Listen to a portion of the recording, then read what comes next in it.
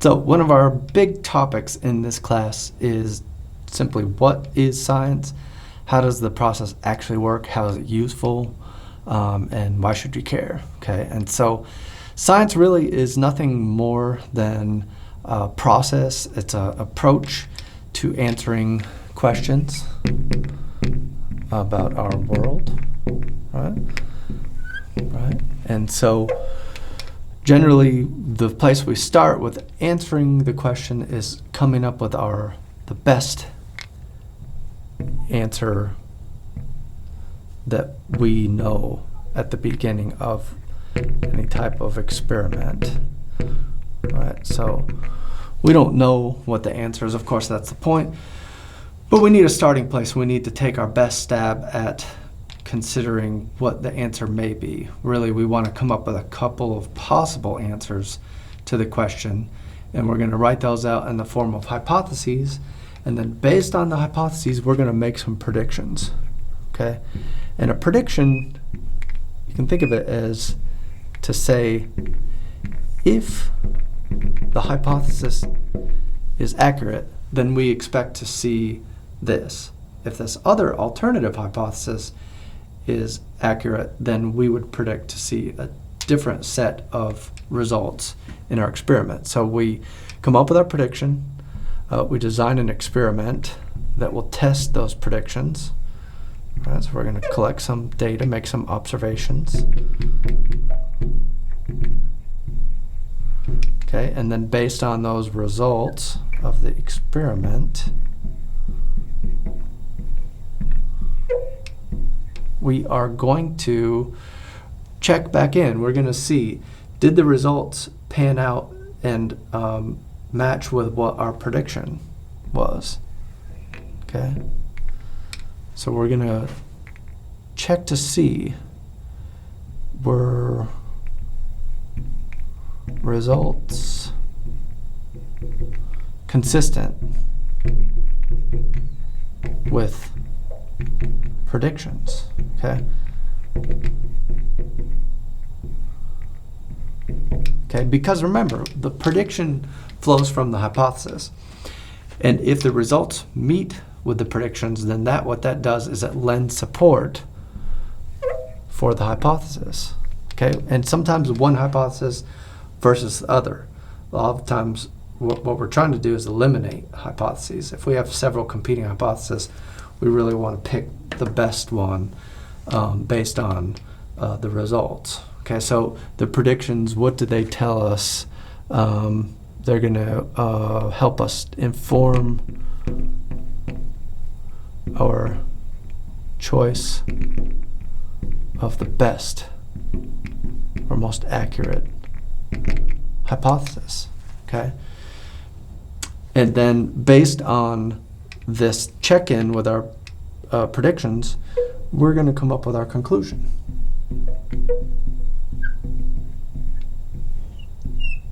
Okay? So I think the best thing for me to do is to give some examples of how this process actually works in a real life and a relevant setting. Okay, so number one, we have to think about the idea that a question should be investigated if it is relevant, if it's a useful question, if it can better people's lives, it can improve human health, safety, those kind of things. Those are the kind of questions that scientists should be asking and answering. So one really question I think that's been on a lot of our minds is, how is COVID-19 transmitted? Okay. And I've been following this as a scientist and as a parent and a teacher, and so I can kind of speak to how the process has worked in getting us closer to an answer to this question. Okay, so originally, if you want to go back to January, then this was the big thing on everyone's mind, and really there were two major competing hypotheses. So we have airborne transmission of the virus versus surface contact transmission. So in other words, is the virus spread from person to person through the air, or is it spread from the person to a surface and then from that surface to another person? And so here's the question, and we come up with two possible hypotheses. And really these are based on epidemiological studies of other viruses. These are the main ways that viruses are spread, or they could be spread through the water or through fecal contamination. But based on what we know about coronaviruses, right, then these are probably the two most likely scenarios. Now, hypothesis, everyone says, if you ask people what a hypothesis is, they'll say it's an educated guess. And I think that is a useful soundbite in some ways. But again, I think of it as being our best guess to answer based on what we know. And so if we go back to January, even I think it was on March 27th, the World Health Organization said that there was not sufficient evidence to suggest COVID being transmitted through airborne means. And one of the reasons that it was thought that probably this was going to be the most important way that COVID is transmitted is because COVID is a large RNA virus. It's a heavy virus. So when it leaves your mouth, the idea was it would fall quickly onto a surface and not spread through the air from person to person. And so the hypothesis was informed based on the structure and size of the virus, right? And so originally people were more, and really, again, who cares about this? Seems like a simple question and could just be an academic question, but how do we prevent the transmission of the virus? It depends on, do we focus on cleaning surfaces or do we wear masks, right? So bunch of experiments have been conducted since then. Okay, so we could make a prediction. If airborne transmission is more important, then we would expect to see, this is a typical format of a prediction, if airborne is important, then we expect to see, if you go into a hospital room where there are COVID patients, then if you sample the air, then you should be able to detect the virus in the air sample. Okay, that's an example of a prediction based on airborne transmission. A prediction based on surface transmission would be if you go into a hospital room and you test the surfaces, that you'll find predictable, or you'll find detectable amounts of the virus on those surfaces, right? And so lots of experiments took place in these kind of settings, and scientists went and tested the air, found mixed results. Some showed detectable levels of the virus, others did not. And I'm sure you've heard about the experiments looking at the surfaces and how long the virus could survive on different types of surfaces, whether it's stainless steel, whether it be plastic. But originally, again, surface transmission seemed to be the most important. The issue here is that it's very difficult to do experiments in this epidemiological settings because you can't really purposefully try to infect people via either one of these transmission routes. But looking at some of the data, we saw some anecdotal evidence come in. For example, I'm sure many of you heard about the church in Washington State, where I think it was 43 people went into a room. They held their choir practice, and then I think 3/4 of the people were infected with the virus. So again, it sort of was a natural experiment that was set up where people went, they sort of held back from hugging and a lot of surface contact. They actually did social distancing. They washed their hands, so that would prevent the surface contact transmission, but still people were infected on the airborne. We saw this in in restaurants where people were infected by one person, right? And so it looks like basically that now the evidence has shifted based on more and different results, that airborne transmission has kind of taken the lead as to be the most likely mode of transmission. And so a couple of things from our example, some main takeaways that we can see from this. One is that this science is an iterative process, right? Iterative. So in other words, it's a process that's ongoing, and it takes time, okay? We don't just start with a question and end up with an answer immediately. Sometimes we come up with a false answer, right? Originally, the policymakers, based on the evidence, said it doesn't make sense to wear masks, right? Again, that was based on limited data. As more data and new data comes in, right, then we see that our conclusion changes, right? As we look at the results and how they inform our prediction, right, and our results. So in other words, it's not really a straight line. There is no straight line to the truth or to the answer, right? Another thing that we have seen is, and we know as a really important hallmark of the scientific process, is there needs to be transparency. It has to be a transparent process. For example, I'm sure you guys have heard about the hydrochloroquine, the therapeutic drug used for malaria, and there was a lot of hope that may be useful in this setting.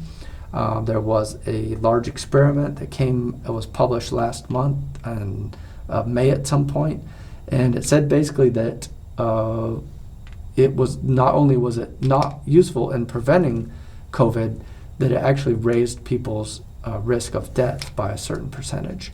But several weeks after that, because the transparency of this process, people tried to go back to the data set, and they tried to replicate the study. They tried to check up and make sure that the experiment was done correctly. And it turns out that that entire study was withdrawn from the journal, The Lancet. Right, so and that's not the first time. You'd be surprised how many times this has happened. Right, we have to have. I'm just going to put "good" in quotations because that's sort of a value-laden term, but science is based on good hypotheses. Right, so we can only experiment on something if we have a testable hypothesis. That is to say, the hypothesis has to be able to generate testable predictions, right? So that we can, based on the results, can ask whether they're consistent or not, right? The hypothesis has to be falsifiable. Okay, so really, here's the amazing thing about science. Science is like a winnowing process. We start with a bunch of hypotheses, and then we can disprove. Like for example, and a lot of times it's not as simple as this or this. There's probably some combination of surface transmission and airborne transmission. But at this point, there's very little evidence for surface transmission to people, right? And so what we do is we don't necessarily prove that things are being airborne transmitted, but we can remove one of those hypotheses. So we can falsify that hypothesis and by collecting our results. Okay, so you have to be able to prove a hypothesis wrong, and the hypothesis has to be based on natural phenomenon. So going back to the question, right? Science is limited. We cannot ask questions about supernatural phenomenon. There is no way to disprove the existence of ghosts, right? It doesn't matter what kind of results you collect, right? Because supernatural phenomena are not predictable, right? They're by nature unpredictable. And so any results that you find can be considered to be consistent with predictions of an unpredictable system, okay? And so we are limited to investigating natural phenomenon, okay? And then finally, this is a really important main point about science, is that nothing is ever proven in science, okay? So do masks cut the risk of COVID-19 transmission? Well, the science tells us, the results show that there's a certain percentage reduction in transmission if people are wearing masks, particularly the person that's infected, say asymptomatic carrier. Does that mean that we know for absolute certain that masks are effective? No, we don't know that. We're never going to know that that something is true, right? And this is a kind of a philosophical idea, but all science is based on theory, right? And a theory, again, we'll talk more about that later, and make sure to read about that in the book about what actually theories mean. Very different from a hypothesis. Theory and hypothesis are different. So if you make a hypothesis, you make a prediction, the results bear out the prediction, you have support for your hypothesis, you do this repeatedly over and over again, then that hypothesis may eventually inform a theory, right? Different evidence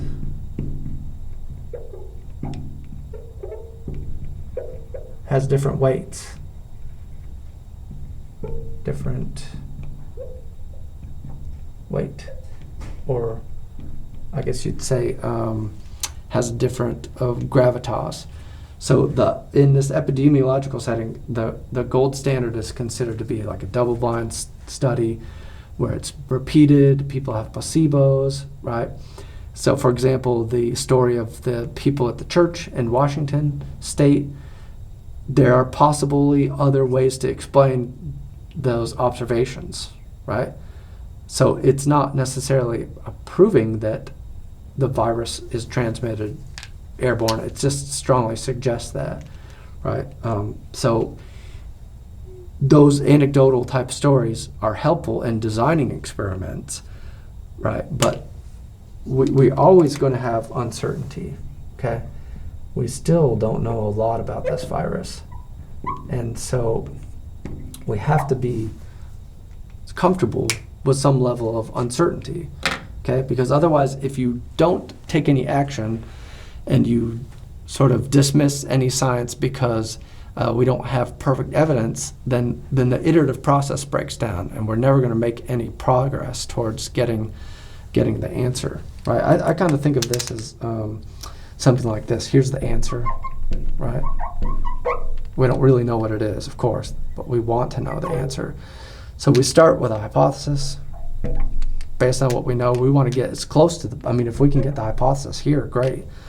But we're going to start here, we're going to do experimenting, and we're going to keep circling in on getting to that answer. And we may not get to the answer, but we're going to get closer to the answer than when we started, right? And then we hope that our policymakers are making their decisions based on the best information possible. And so people lose confidence in the scientists because the policymakers are changing the policy. Wear a mask, don't wear a mask. Eat butter, don't eat butter. There's tons of things in health that as science progresses, we get closer and closer to the actual answer. But in between the start and the finish, you stop and start and sometimes end up going back. So just some of what I consider to be the most important tenets of the process of science.